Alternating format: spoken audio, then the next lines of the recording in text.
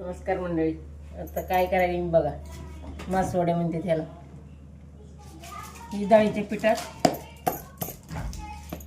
तिखट, जिरे, ओवा, मीठ टाकायचं आणि घट्ट पीठ तिंबायचं. त्याच्यात ही तिळाचं खोबऱ्याचं सारण भरायचं. तीळ आणि खोबरं, लसूण त्याचं सारण भरलं का असं ही त्याच्यावर पुन्हा पसरून घ्यायचं.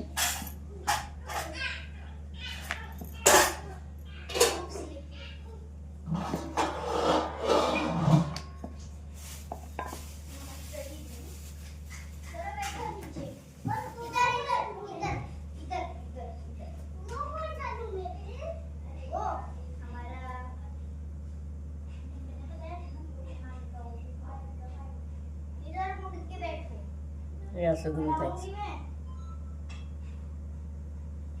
निष्ठत नाही म्हणून एक कडाची घडी मोडपायची.